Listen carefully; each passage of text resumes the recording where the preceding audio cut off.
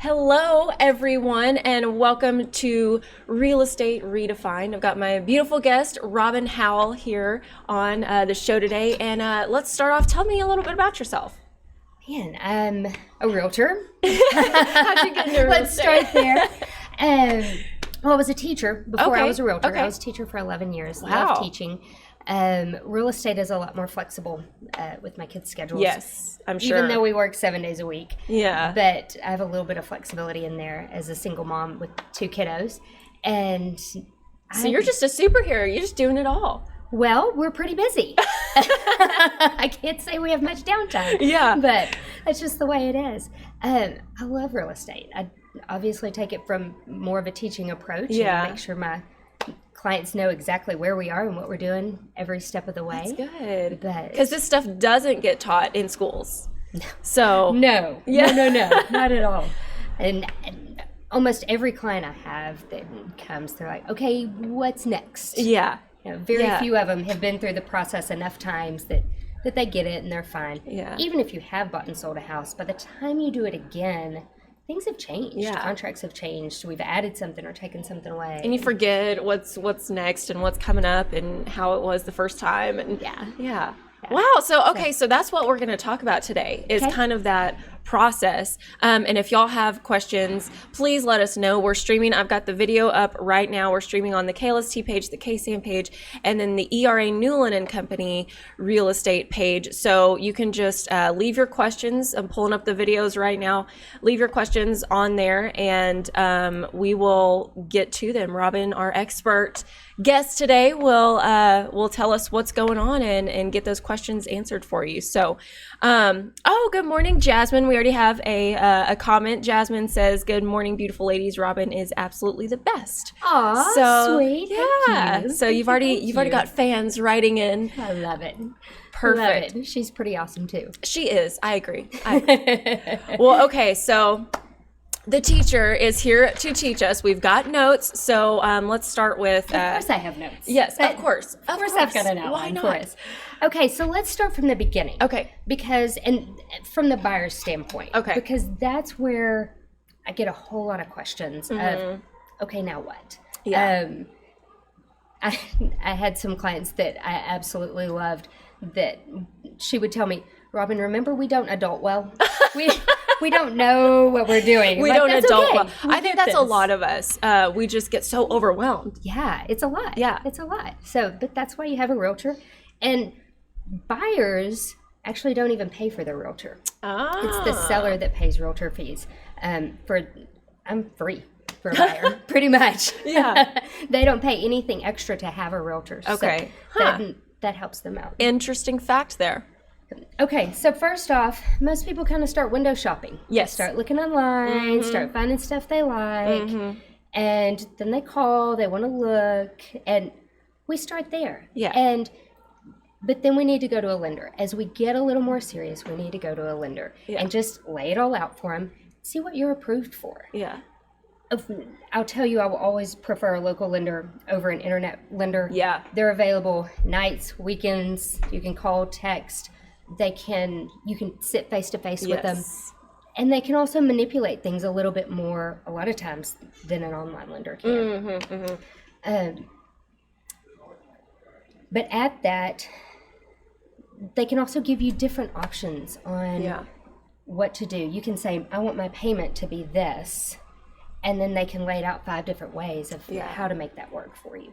Just because a lender says you're approved for $250,000 doesn't mean that's what you want to spend. Yeah. So you need a lender that's going to lay it all out for you and say, okay, here's your closing costs. Here's your down payment in that. Here's what your monthly payments will be. And so that you see the whole picture. So you do have to kind of start with the money first. Absolutely. I mean, it's fun to window shop, the houses and everything, and that's good. That's fun, but it's about the money first. But right? you got to make your payments or the bank's going to take it back. So Yeah. let's just make sure that we're good there first. Exactly. So then we start looking. Once we talk to a lender, you're good to go. You know the price range you want to be in. That payment fits the price range that you're approved for. Then we start looking. And sometimes you have to be patient, especially this summer. Yeah. The market was crazy.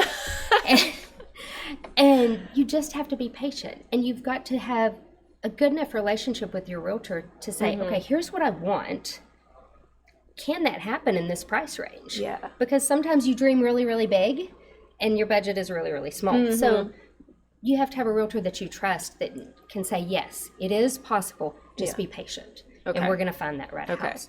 There's also ways, I know other people have been on talking about our MLS and ways that it can push out listings to you and update you every hour. Oh, hey, hourly updates. I can put in criteria that you want for a house. And as soon as that comes on the market, it's going to check every hour for you. Okay. And then it'll email you or text you as soon as that house comes on the market. That's pretty impressive. So you're not going crazy trying to look all day long for houses. Because that gets overwhelming. You know, you go to the sites and you start typing in, you know, okay, well, I want this many bedrooms and like, it's a constant thing. But that's why and then you start looking, you're like, oh, have I seen that house before? Yeah. Why did I pass this one up? And you're scrolling through again. Yeah. This way you know exactly what's new. And as soon as it comes on, some of the bigger websites actually are several hours behind. They used to be several days behind, but now they're several hours behind.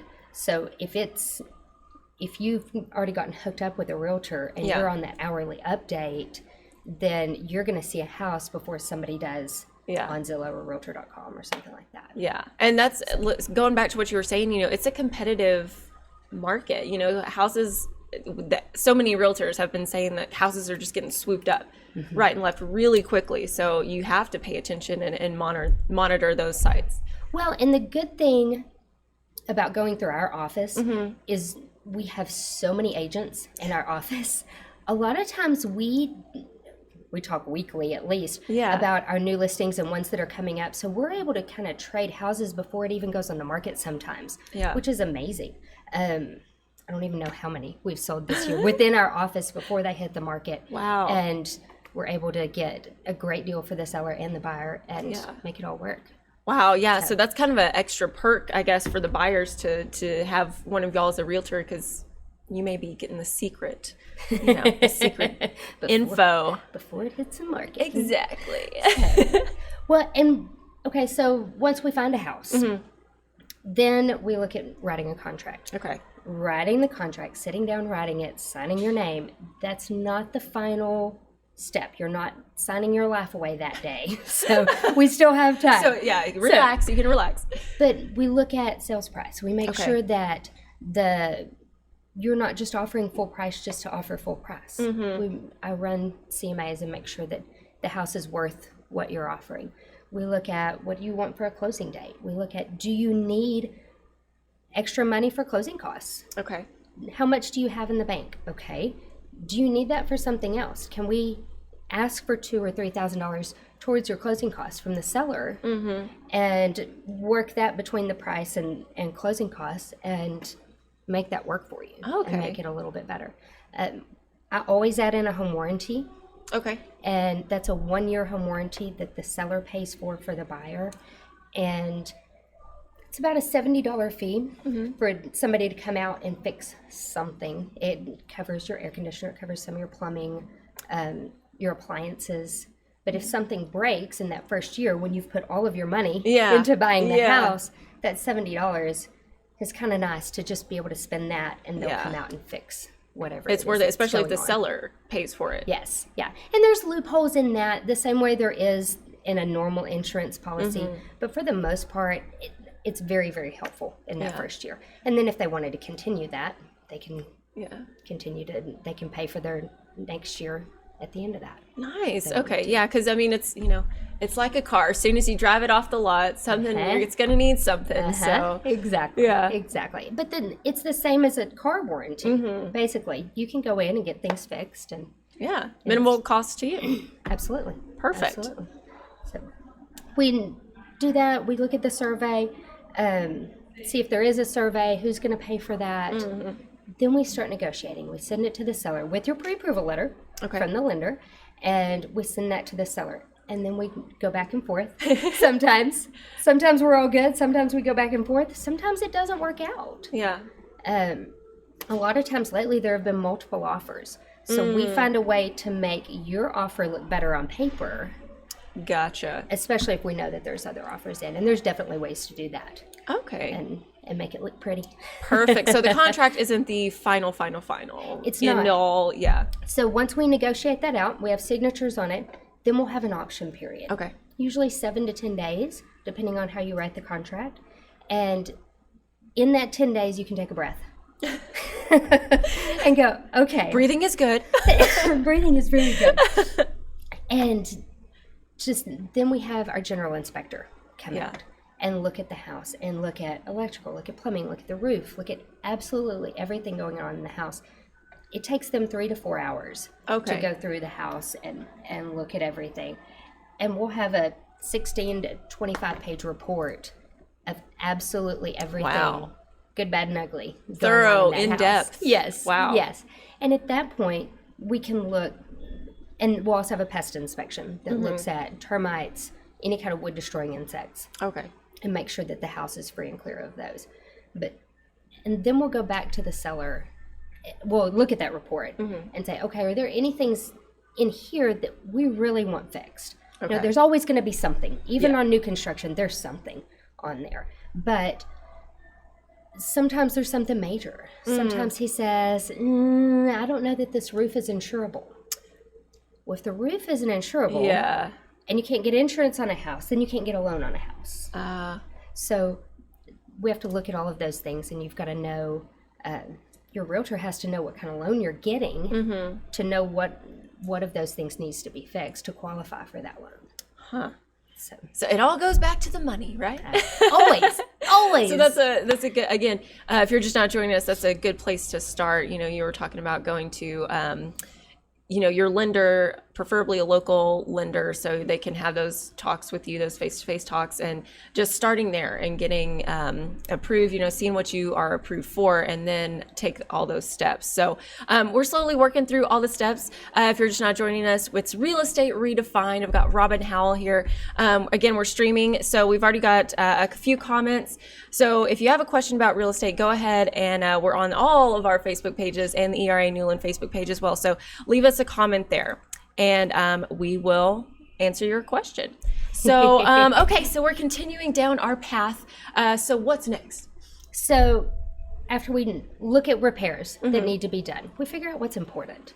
And some are common repairs, some you see on everything, some are not. Some are required by the lender to be fixed. And we need to, that's why you have a good realtor that knows what those are up front, so we're not getting down to closing and it has to be done. Blindsided you. Absolutely. And so we'll go back to the seller and say, hey, seller, I know you probably didn't know these things were going on in your house, but they're really big, and there's a couple of things that we want fixed. And we can negotiate that as well. Some are required, like I said, but some are not. They may say they'll fix them. They may put money towards them. They may say, we're not touching any of it.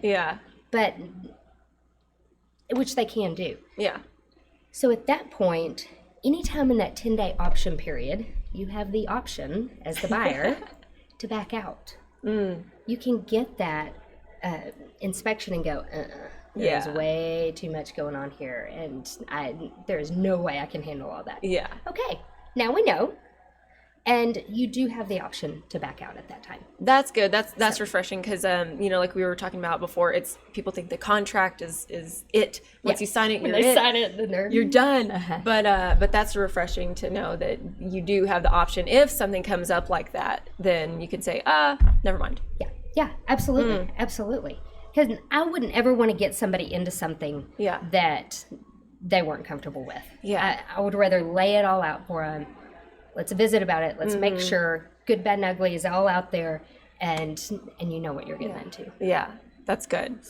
So at the end of the option period, if everybody's still good, if everybody's happy, and we've negotiated repairs, all of that's great, then you put down what's called earnest money. Okay. And that's a little bigger chunk than the option money you'd put down. I think we skipped that, but you'll deposit money at the title company. $1,000, $2,000, depending on the price of the house, depending on the contract, how we worked it. But that money will be deposited at the title company.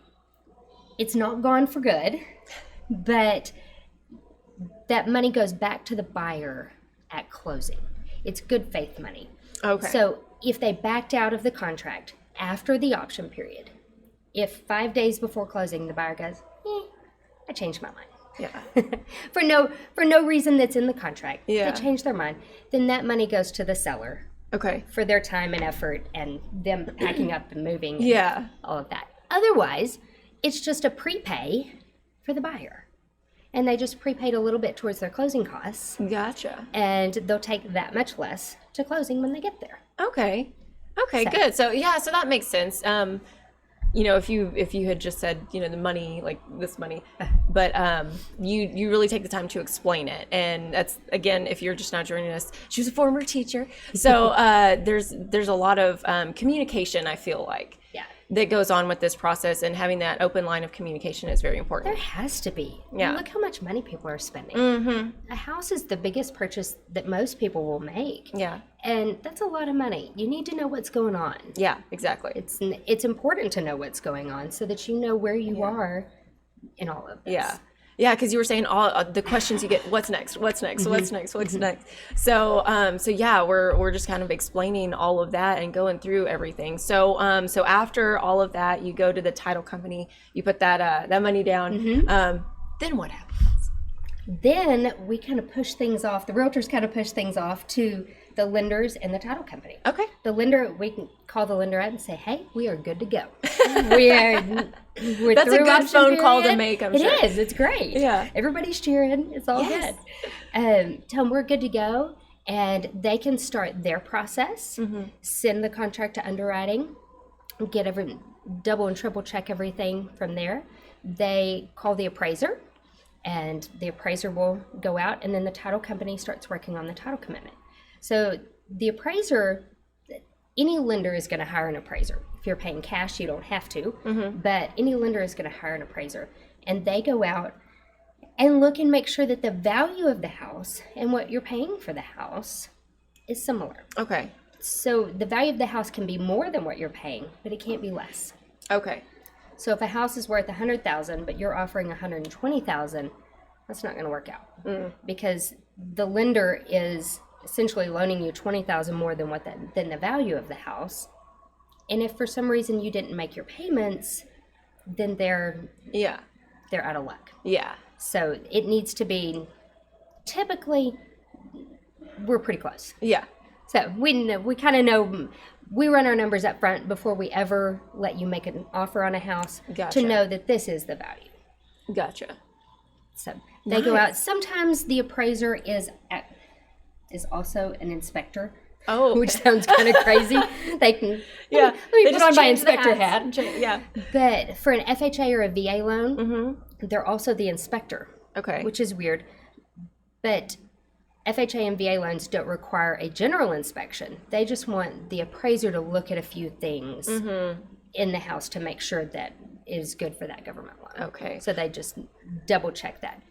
If you've got a great realtor, they already knew that those things were going to come up on the general inspection, so we went ahead and asked for those to be fixed before the appraiser even went out. Okay. So it sounds like a lot of steps. A whole lot. So many steps, but so it's easy to get overwhelmed. I'm sure you deal with a lot of clients who are overwhelmed and always ask, you know, what's going on. But all these steps, it seems like are just a way to make sure that everything is covered and you know what you're getting into before you actually get into it. Absolutely. So they're necessary. Absolutely. Yeah. Yeah. Perfect. So is that it? Is that the final step, or is that? Well, the title company, kind of not. Yeah. The title company is also going and doing their title commitment and issuing a title policy on the house. So they go to the property, not out to the property, but they go online, make sure there's no liens against the property, nobody owes them money, that it's all good. Nobody's going to come knocking on your door in a few weeks and say, hey, guess what? You owe me $20,000. Yeah. Like, no, I'm the new owner. Yeah. Like, well, I did work on this house, so you owe it. Yeah. No, that's not the way it works. They make sure there's no liens against the property, that when that title transfers over to you, that you own it free and clear, other than the loan that you're putting on it. Gotcha. So, and they also have an insurance policy that comes with that, just in case they miss something, but Yeah. they do their jobs pretty well. So Perfect. So it's all about just playing it safe. Playing it safe the whole time. That's great. This is great information. Oh, we've got some more comments. I'm going to read through them real quick. Okay, so Jasmine is asking, is there a way to find out these things about your house before you put it on the market, to prep and put your house on the market so it's not out of left field in the process of selling? absolutely. Okay. Most of it will be online. There's a website online that you can go to. Okay. But you can go ahead and do the seller pays for the title commitment. Okay. So the seller going ahead and saying, hey, I want to start this process early. I'm going to list my house, but I want to go ahead and find this out as well. We can start the title process ahead of time. Yeah. And just put in our notes, hey, title process has been started at this title company. That's where we want to close, because we want to make sure that they get paid. Yeah. And yeah, absolutely. We can do that ahead of time. Perfect. Okay, great. And Good to know. then that you wouldn't even have to pay for it up front. Yeah. They'll just hold that, and then we pay for it at closing the same way you would for any other house. Such good information. Sadly, we are out of time. Man, Can you believe it? that went quick. It went so fast. Man, and we only got to a few questions. Okay, so if y'all have more questions for Robin, tell everybody how you can be reached. It's easiest to call or text me. And my number is 325-450-3660, or Facebook, or anything else. Yeah. You've got a realtor page. Got a real estate page. Okay. You can just find me on Facebook, find my normal page under Robin Howell, message me from there. Yeah. And Cool. Like I said with Joyce, just Google her. Google her. She's just Google. everywhere. Just Robin I Howell, don't know about everywhere. The good places at Yeah. least. We'll say that. Well, perfect. Thank you so much again for coming on. And like we said, if y'all have questions, just go ahead and reach out to her, and she'll answer them. Former teacher, so you know you're going to get the best explanation possible. My mom's a teacher, so I'm a little partial to it. Yeah, I get it. She's going to have notes. She's going to come prepared. You know. Yeah. Well, man, I can't believe it. We're out of time, but she'll be back, I'm sure, on Real Estate Redefined. We do it every weekday at 10 o'clock, and just give you all the information that you ever need to know about houses and real estate. So fun. Awesome. Thanks for having me. Time. I appreciate it. Of course. We'll see you back here soon. All right. Have a great day, everyone. Bye.